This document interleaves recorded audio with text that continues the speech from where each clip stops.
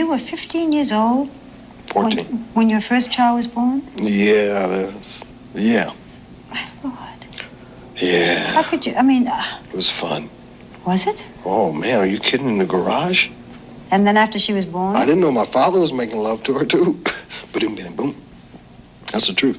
Is it? Yeah.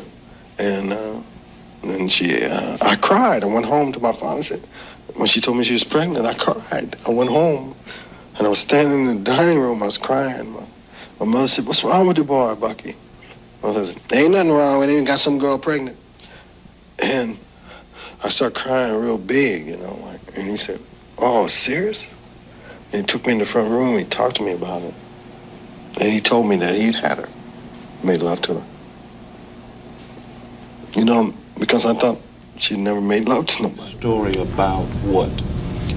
About life and about the ups and downs of a person dealing with his life. And it has a lot to do with my life in terms of a person who goes through drugs and alcohol and self-torment, just trying to understand and accept himself, accept the love in himself for himself, and which is very hard for some of us. Some of us learn slower than others. I'm a slow learner, and I'm 44, and it took me a long time to accept that to be able to accept maybe people really did love me for my work and learn to love myself. I know that might sound silly to some people, but it's a very hard thing to do for some of us, and I happen to be one of them.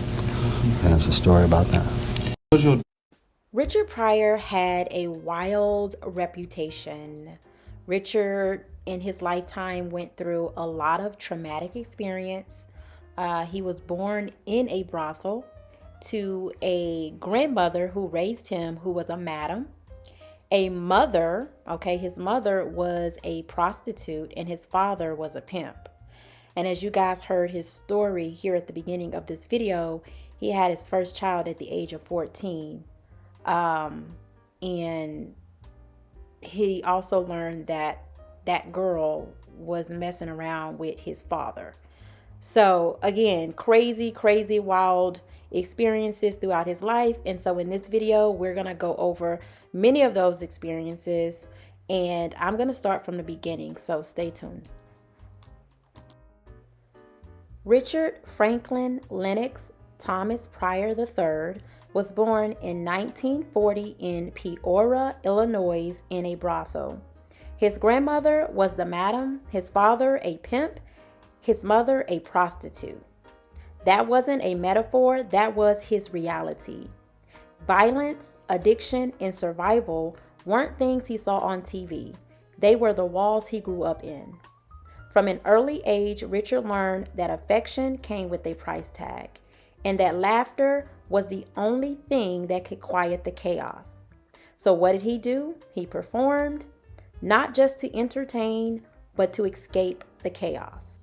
According to research, children from traumatic households may confuse love with chaos or the need to perform due to a disrupted and insecure attachment style, often classified as disorganized attachment.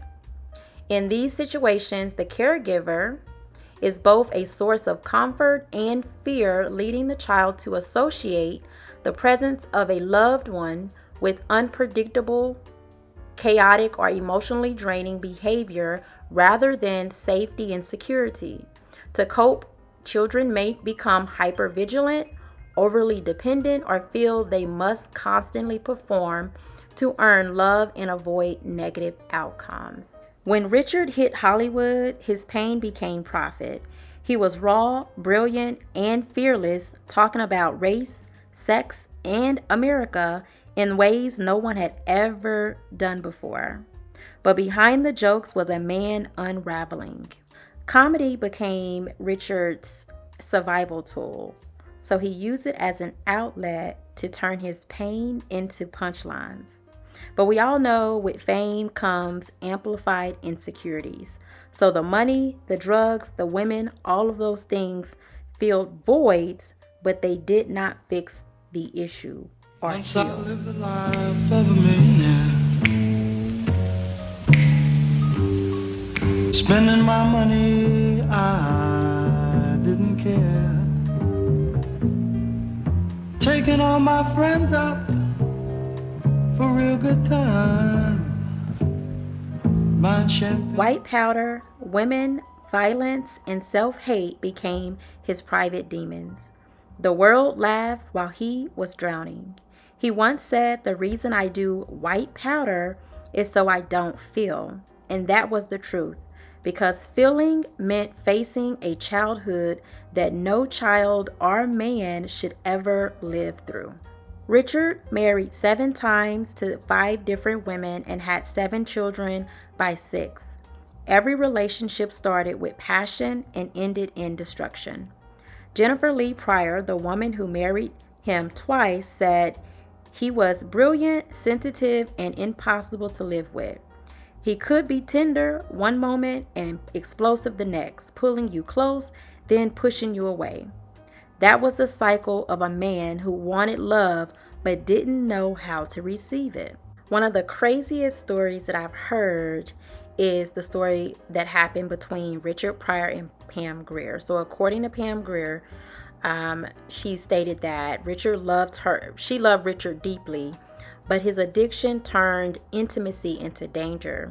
And then Miss Grier goes on to talk about how she was left sterile after discovering Richard had been putting white powder on himself before intimacy, a habit born of addiction, not malice, but still devastating. So as you guys know, Pam Grier never was able to have children. She never had children. I never knew it was for that reason. So that's just insanely crazy. But, I think this is a tragic example of how unhealed pain doesn't just destroy the man, but it destroys everyone who cares to love him.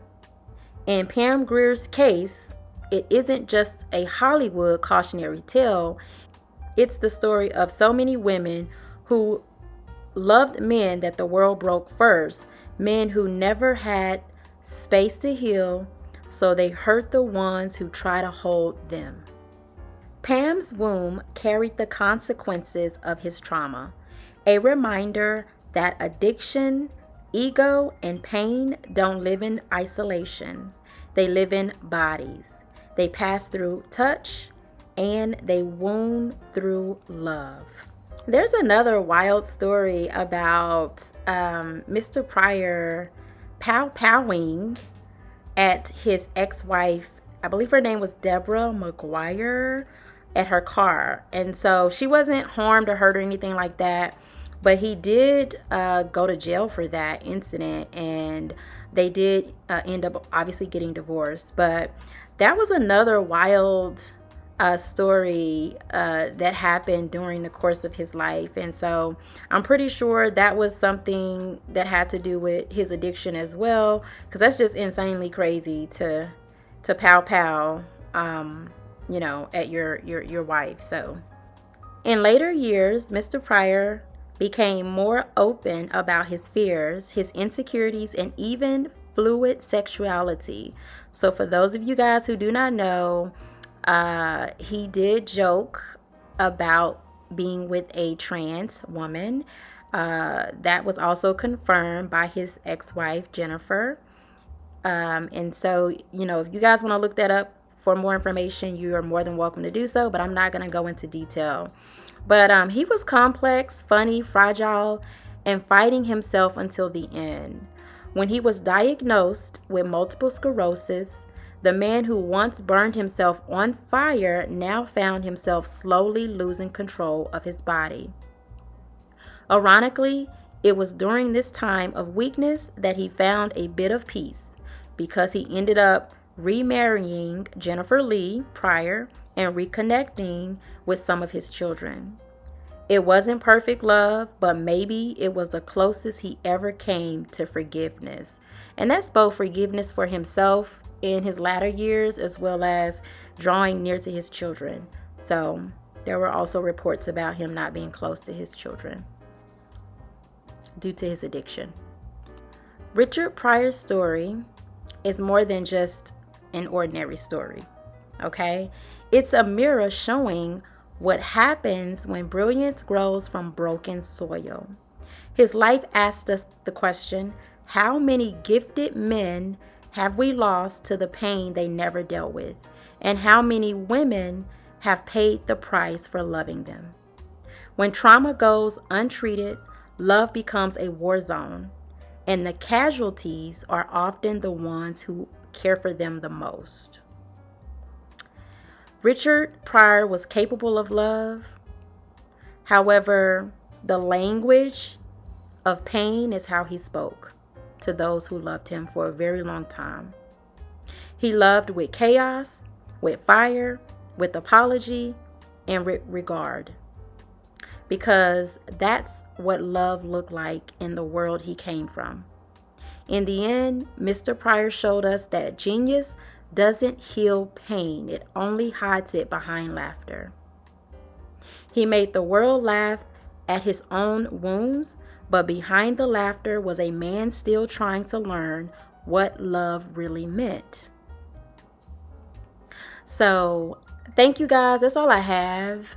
I hope you guys enjoyed the video. Please give me your comments below. If there were some things that I missed out on or I didn't cover, my apologies. I did not want to make this video very long.